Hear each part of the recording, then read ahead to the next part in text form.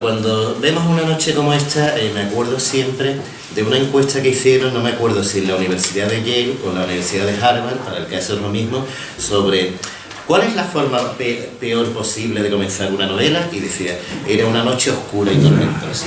Exactamente lo que tenemos ahora. Bueno, al fin y al cabo, una noche oscura y tormentosa está relacionada con el agua, pero el libro del que vamos a hablar ni es oscuro ni tormentoso, totalmente al contrario. Es un libro que lleva un agua fresca, un agua limpia y un agua transparente, en consonancia con lo que hace 1000 años, aunque hoy parezca mentira, era el Manzanares. La verdad es que nada hay tan humilde como el agua y al mismo tiempo tan necesario. No vamos a hablar de lo evidente, a saber, que el agua es absolutamente fundamental para la vida, sino a referirnos al papel que la misma ha tenido a lo largo de la historia. Sabemos perfectamente que las primeras sociedades urbanas y las primeras construcciones políticas nacieron estrechamente ligadas al agua, y fue el control del agua la que marcó su desarrollo y su prosperidad. Hablamos, por ejemplo, del Egipto faraónico o hablamos de las civilizaciones mesopotámicas. Pero a pesar de su importancia, son relativamente pocos los trabajos que nos ilustran acerca de la importancia del agua a nivel micro, por lo que nos congratula la publicación de esta monografía sobre el agua en el Madrid medieval. Cuando visitamos Madrid en la actualidad, con muchísima frecuencia, olvidamos que está al lado de un relativamente humilde curso fluvial, el Manzanares, oculto casi por completo en la arquitectura urbana. Pero es ese humilde río y toda la hidrografía circundante el que determinó la elección de un determinado paraje para establecer en el siglo IX un enclave urbano, en plena época musulmana, y al que nadie, absolutamente nadie, podía augurar el brillante futuro que le deparaba. El Madrid medieval, no tan conocido, por lo menos a nivel divulgativo, como el Madrid capitalino, a partir de Felipe II, fue un lugar estrechamente ligado al agua. El agua permitía el establecimiento de determinados sectores económicos. El agua se utilizaba como fuente de energía. El agua actuaba como una fuerza destructora y el agua operaba en el imaginario colectivo. El agua determinó la formación, en cierta medida, de la identidad madrileña, y el agua estaba estrechamente ligada a los rituales de purificación. Y el control del agua actuaba como un elemento de poder, jugando un papel determinante, en este sentido, la construcción de fuentes públicas, que no solamente tenían una función utilitaria, sino también un valor simbólico, ya que en todas las épocas y lugares el control de la naturaleza ha sido una prerrogativa del poder político, comenzando por los faraones y terminando con la República Popular China. Muchos son los elementos de interés que nos aporta este libro, que va mucho más allá del relato positivista y nos plantea hipótesis, nos hace reflexionar y nos ofrece un buen ejemplo de cómo no siempre, y ello lo pone de relieve el autor, la fundación de una ciudad no es la consecuencia de un relato épico, ni tampoco de la labor de una figura mítica como Hércules o Tubal, que todos sabemos que entre los dos fundaron todas las ciudades españolas, sino del simple aprovechamiento de los recursos naturales. Uno de ellos el relieve y el otro el agua. No quisiéramos extendernos más, tan solo felicitar al autor por la publicación de esta obra y darle la palabra al señor director José María Oliva del Servicio de Publicaciones. Muchas gracias.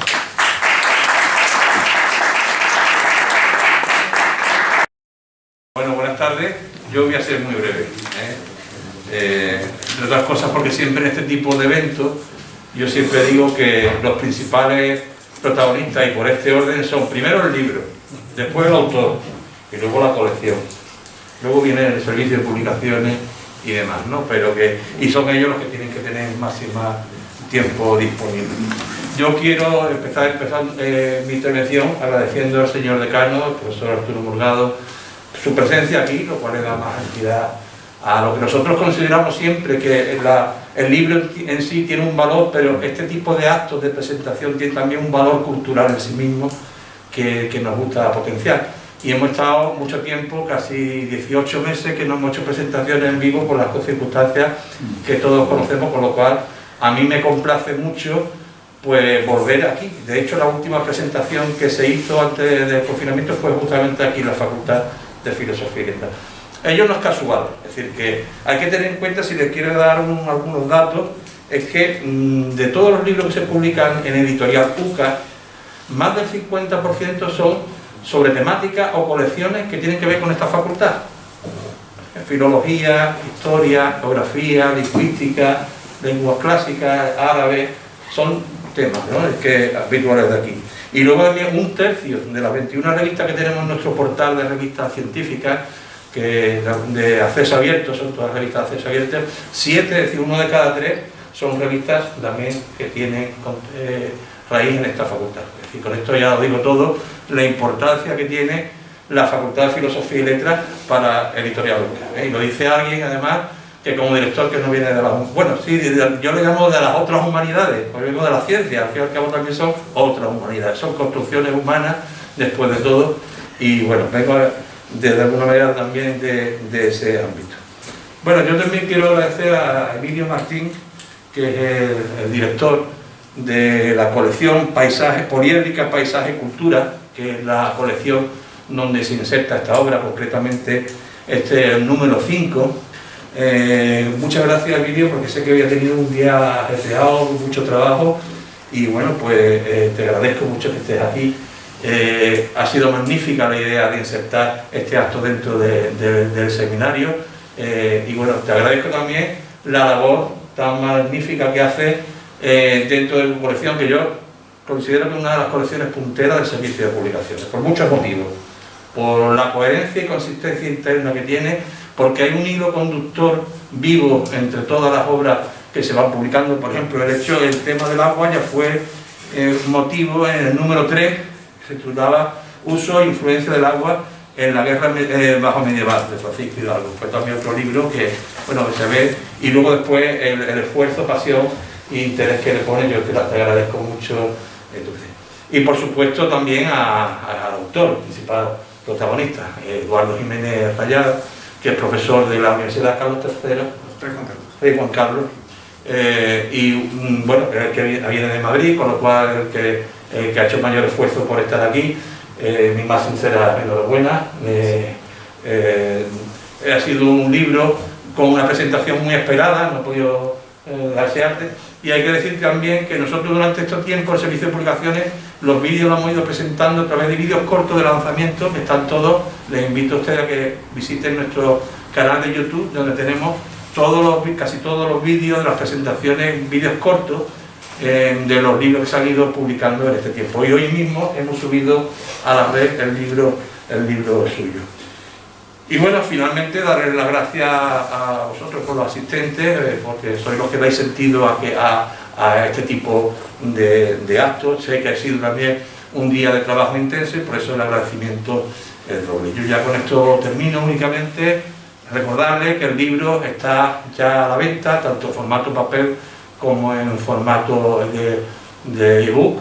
Y bueno, pues aquí tenemos una avanzadilla de libros que han venido de la librería Manuel de Falla, por si alguno tiene a bien querer llevarse el libro firmado por el autor, tiene la ocasión de hacerlo. Y por mi parte nada más, darle a todas las gracias y la enhorabuena al autor.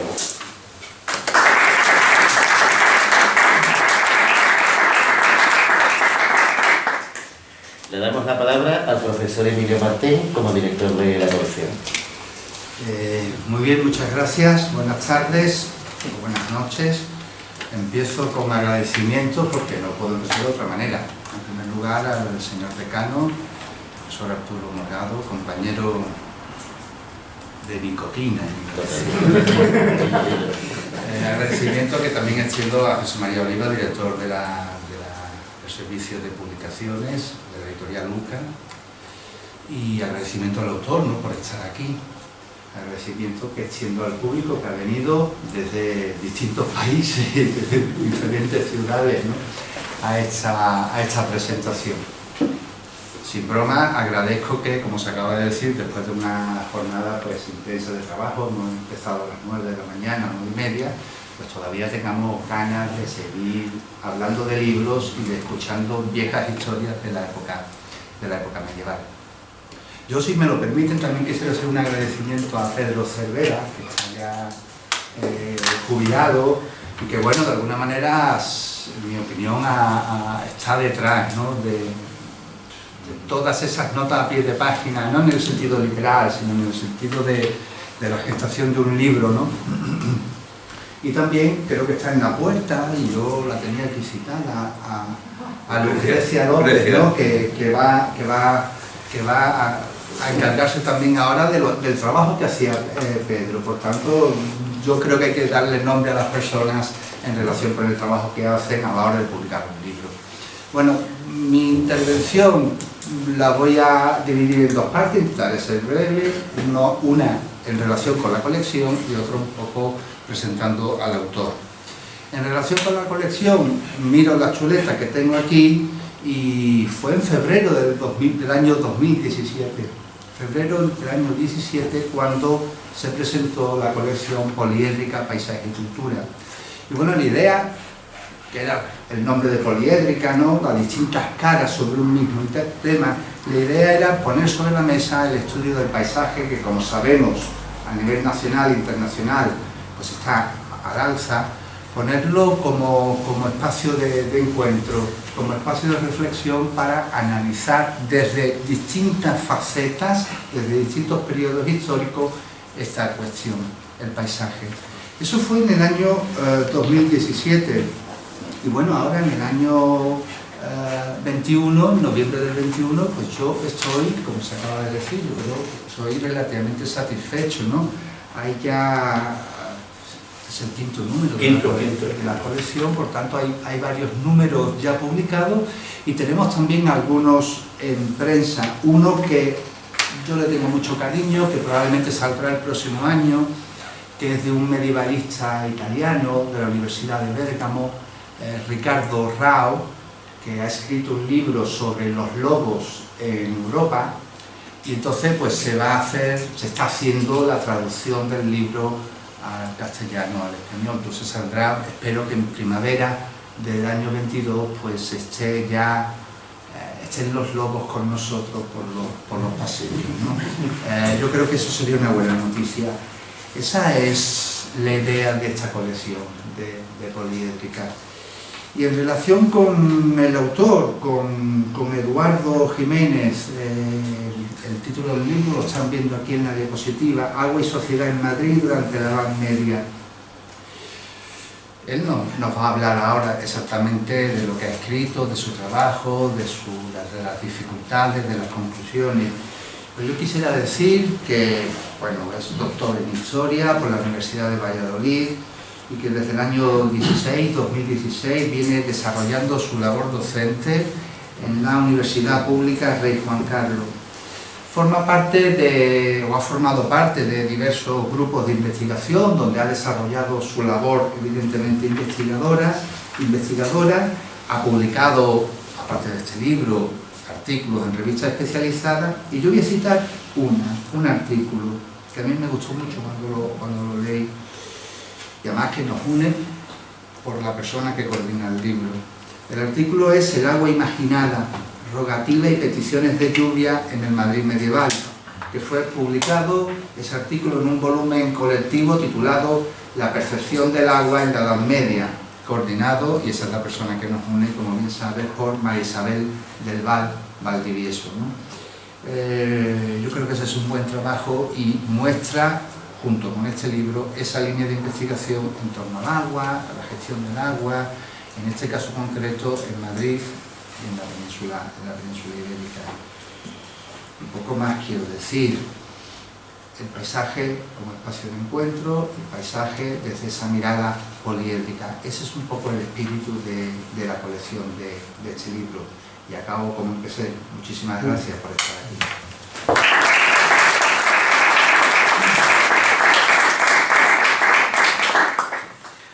Damos la palabra al autor del libro, Eduardo Jiménez Rayada.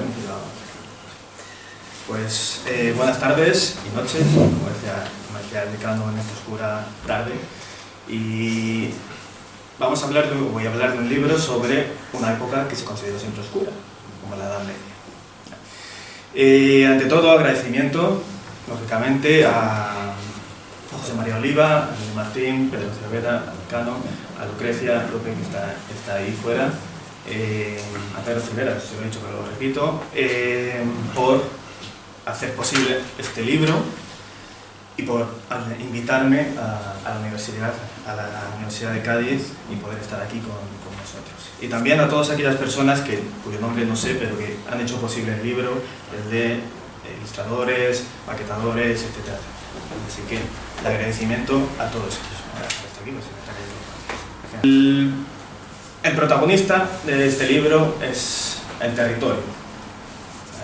Por ahí, ese es el eje central y sobre todo, vuelvo a repetir, es el agua, ¿vale? Y esta idea pues, creo que encaja con esta colección de cultura y territorio. Territorio y cultura. Poliédrica, paisaje. Paisaje.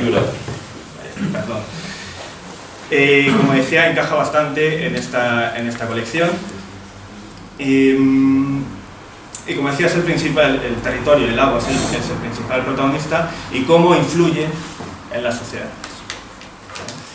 El territorio del agua influía en la organización económica, social, política, etcétera, etcétera, de una sociedad. En el caso de Madrid está bastante claro esa influencia, especialmente en la organización, por ejemplo, espacial.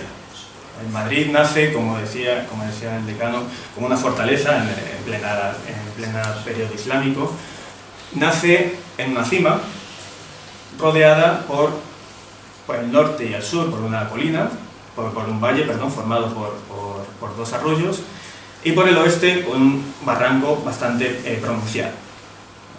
Un poquito más lejos estaría este famoso río que los musulmanes llamaron Guadarrama y que luego ya a partir del siglo XVI se conoció como Manzanares, por el territorio donde nacía el río.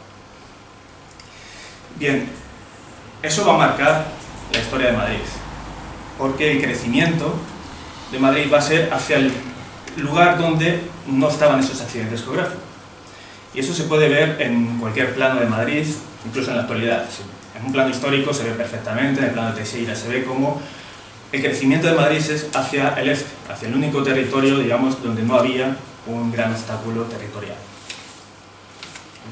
Y eso, como decía, sigue en la actualidad. Si vemos un plano actual de la ciudad, vemos que hay una tendencia de crecimiento de Madrid hacia el este, fundamentalmente, norte y sur, porque lógicamente con el tiempo lo traspasan, y muy poco hacia el otro lado, hacia el oeste, hacia el otro lado del Manzanares.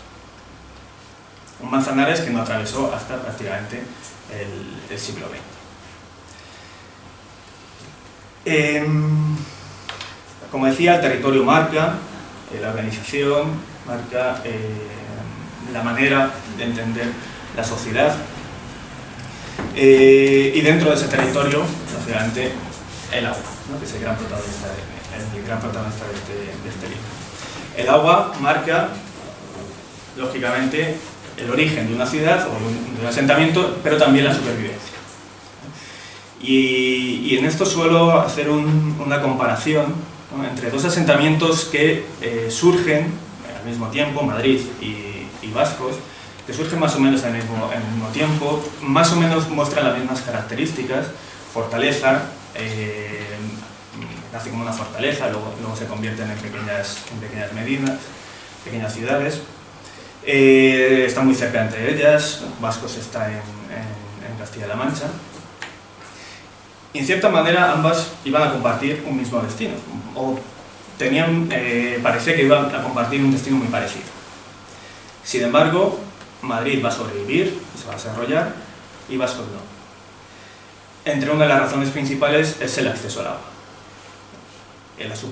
La gran abundancia de agua, tanto en la superficie como en el subsuelo de Madrid, va a permitir a Madrid sobrevivir, desarrollarse, etcétera, etcétera.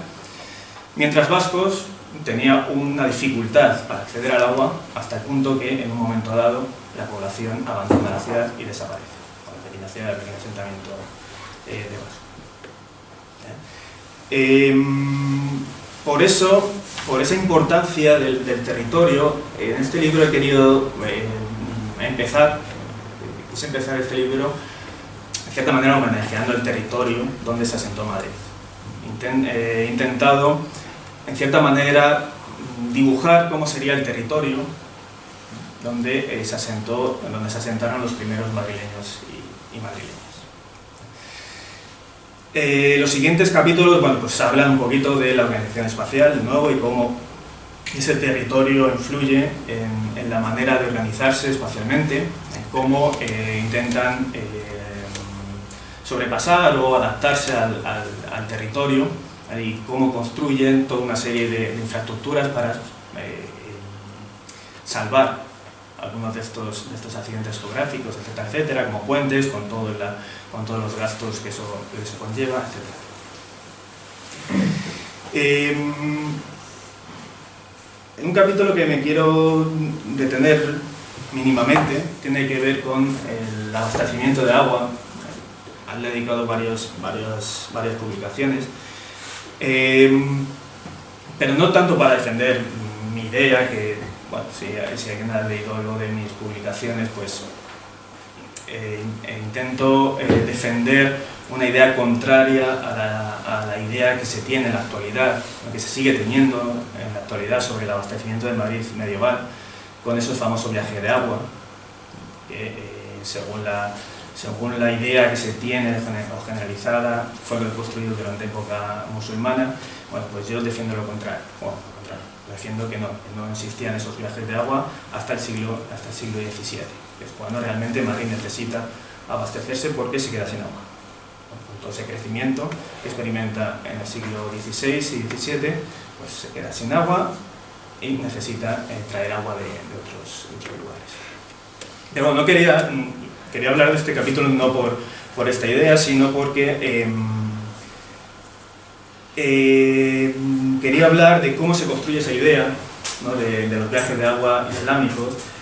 Quien da, digamos, una base científica o académica a esa idea fue Jaime Oliveras y su famoso libro Origen del nombre de Madrid, en el que, a través de un estudio etimológico, pues llega a la conclusión de que Madrid, procedente del árabe Mazra, que es algo así como agua que fluye, haría referencia a esos famosos viajes de agua que teóricamente eran de origen musulmán.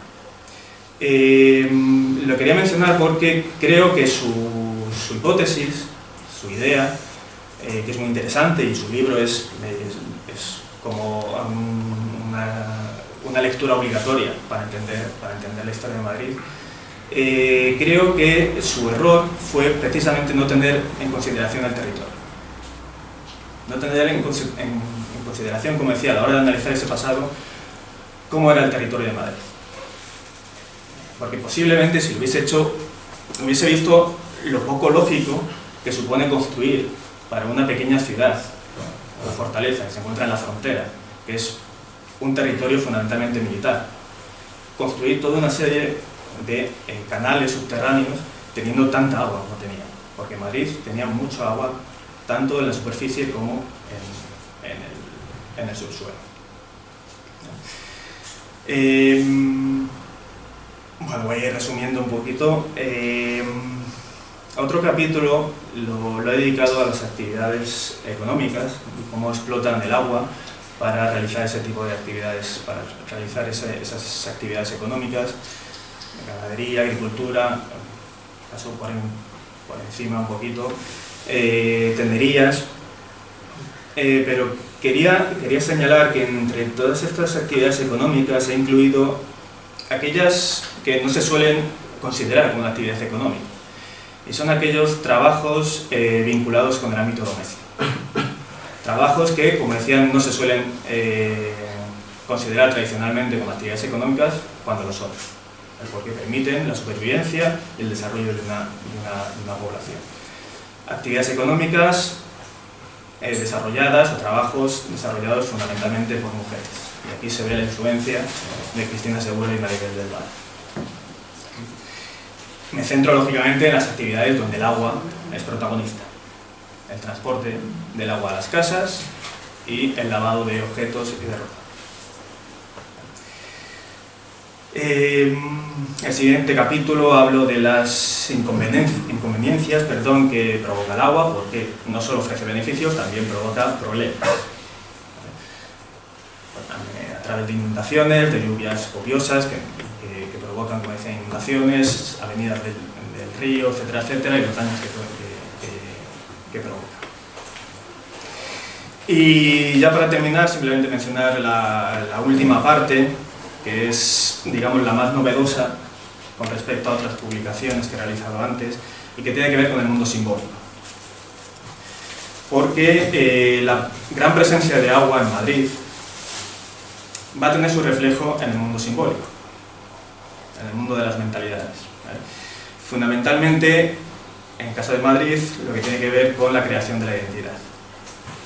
Cuando durante los siglos medievales las ciudades comienzan a generar ese sentimiento de identidad colectivo, muchas ciudades se fijan en el pasado, un pasado glorioso, etcétera, etcétera, algo que ciudades como Madrid no tenían, Villa de Madrid. Y por tanto, para encontrar un elemento con el que construir esa identidad, ese orgullo, muchas de estas ciudades, entre ellas Madrid, van a recurrir al territorio, ¿vale? Y a subrayar elementos de ese territorio que sean lo suficientemente característicos para crear eso, una identidad, ¿no? En el caso de Madrid, vuelvo a repetir, es el agua. Desde prácticamente el inicio, el nombre de Madrid procede del agua, como agua que fluye, pero en esa idea tan común todavía, ¿no? que tiene que ver con la gran calidad del agua de Madrid. Pues, como todo el mundo sabe, el agua de Madrid es la mejor. Luego hay que ver qué es ese mundo, si solo el mundo madrileño ya está. Pues esa idea nace en la Edad Media, nace en los últimos siglos medievales. Y cuando, como decía, intentan construir ese orgullo de ciudad, esa identidad de ciudad, pues se fijan en el elemento que más tienen, que es agua. Entonces habla de la gran cantidad de agua expresado en ese lema que se va a constituir, se va a quedar fijado ya durante el siglo XVI, ¿no? Por los autores del siglo XVI, que es "Fui sobre agua edificada, mi muro de fuego son", y también sobre la calidad de ese agua, ¿no? Y de lo abundante, no solo lo abundante, sino lo exquisito, los beneficios que produce ese agua, y que se pueden ver, por ejemplo, en las relaciones topográficas de Felipe II, donde hay toda una descripción de las magníficas aguas de Madrid, ¿no? Algo que queda todavía en nuestra mentalidad de madrileños. Y